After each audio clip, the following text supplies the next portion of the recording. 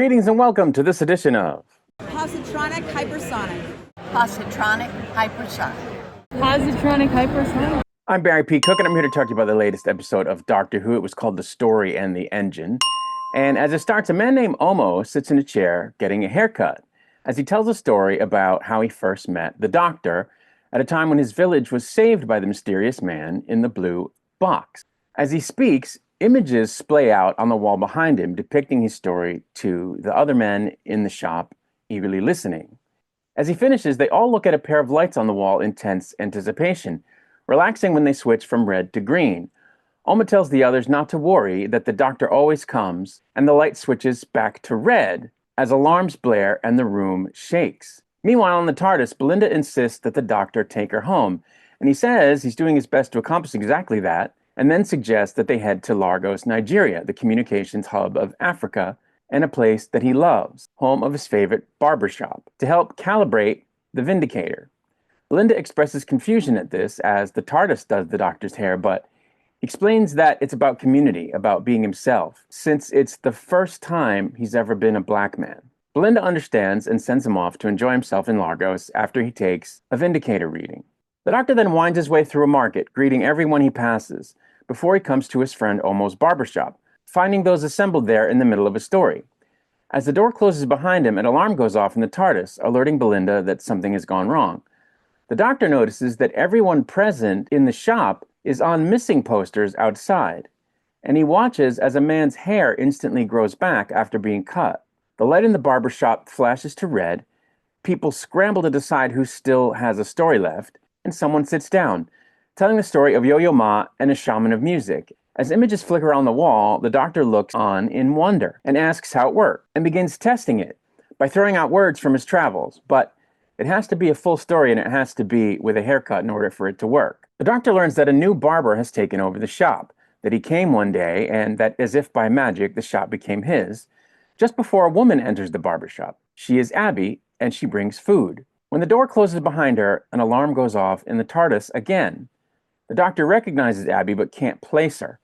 The light switches to red again, and the Doctor sits down, telling the most powerful story he knows, not of weeping angels or ice warriors, but of an ordinary life, of Belinda Chandra doing her job, helping someone all night long, even on her grandmother's birthday, which resulted in a simple gesture of thanks 2 weeks later. Abby, meanwhile, watches the screen in another room, seeing it lighting up, noting that they're accelerating as the story ends. The barber is impressed with the power of the Doctor's stories and tells Abby, when she comes out, that they need to recalibrate the engine. Omo asks if they can be let free now that the Doctor has come, with his stories being effective, and his hair having grown in the interim more than any of theirs. But Abby locks the door, and the pair leave. The TARDIS sounds an alarm yet again, this time showing Belinda an image of the barbershop. The Doctor at this point is furious that Omo betrayed him, and is willing to trap him there, and refuses to listen as everyone tells him not to open the door.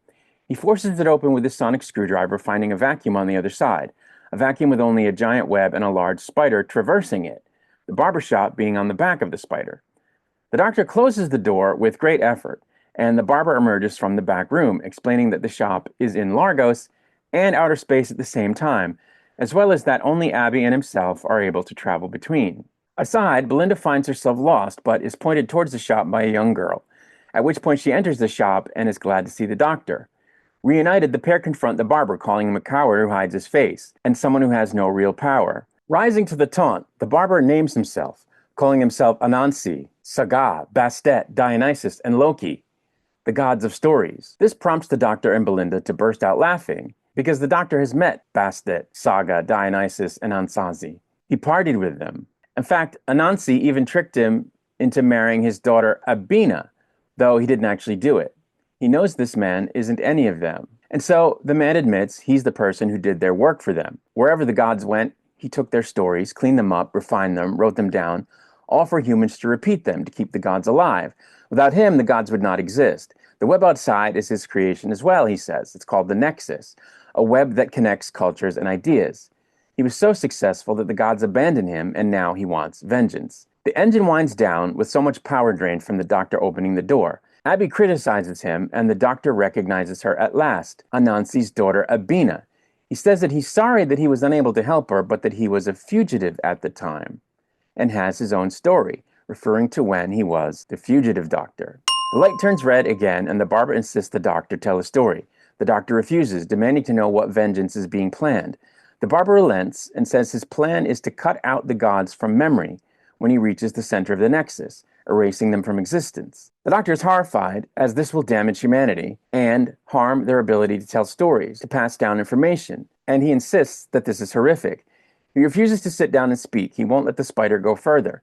As the shop descends into chaos, with everyone arguing, Abina proclaims that she will tell a story and begins to braid the doctor's hair, and she tells a story of plantation slaves transmitting information through the braids on their hair, maps to freedom for anyone who could escape, hidden in a place where the overseers would never look.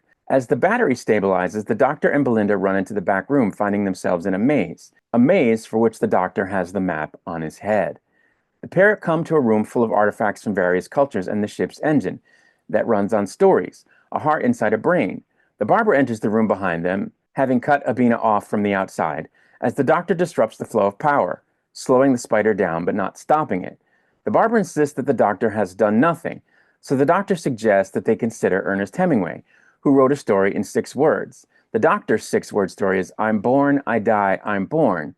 As he tells that story, energy begins to flow into the engine, never-ending energy, as the doctor's past lives flicker across the screens. But the doctor has disrupted the engine. It can't process the power. He tells the barber that now it's his choice.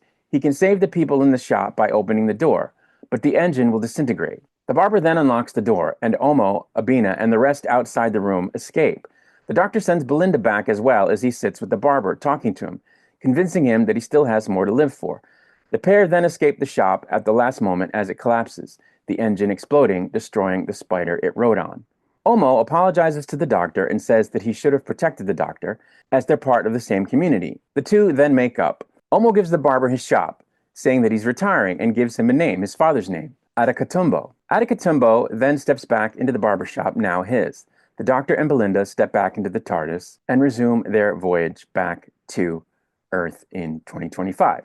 And that's where the episode ended. So I will say that I liked this episode better than I liked last week's episode, because at the very least, it was actually a doctor's story, where last week really wasn't. That said, I didn't like it very much. I mean, I guess in a sense, it's a classic Doctor Who story where the doctor has to confront an evil entity with a certain type of power, who's on a certain type of mission that is going to serve him or her, but harm humanity or some other race on some other world. But I don't know, it just seemed lackluster to me. I somehow didn't really feel the urgency of protecting humanity from the loss of their storytelling gods. I mean, the doctor makes the case verbally that it would be a bad thing, but they don't really give any examples of how, that would be the case to make you feel it. You sort of have to hear what he says and go, oh yeah, I guess that would be not ideal. But they don't really kind of punch that up with any depictions of what that would be like. So I didn't think that was great.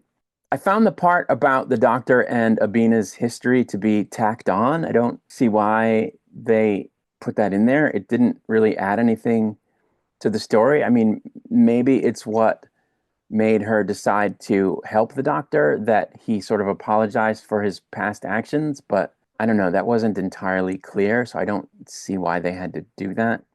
Though I did like the cameo by the fugitive doctor. I liked that character when it first appeared in the series, and always hoped that we'd see it again, and we got to very briefly, so I thought that was cool. But it does kind of throw a wrench in things, right? Because the doctor talks about how his current incarnation is the first time that he's been black. In fact, he says, it's the first time I've had this black body. He doesn't even say, first time I've been a black man. So what's he talking about? Because when he was the fugitive doctor, he was black. So that was like a big continuity error right there. So it was silly. And I kind of think the whole thing about the doctor being affected by being treated differently in some parts of the world, as he says, not the universe, not all of space and time, just the world, didn't make sense. For one thing, the doctor is so old and so wise and so experienced and so just above all of that as a result that it wouldn't matter. He wouldn't care how people thought of him or how they treated him. He's got friends and communities and allies and loves all over time and space for eons or centuries anyway. And so I can't see him as someone who would be bothered by being treated differently as a black person on one planet. I mean, maybe it's other planets, but he just says the world.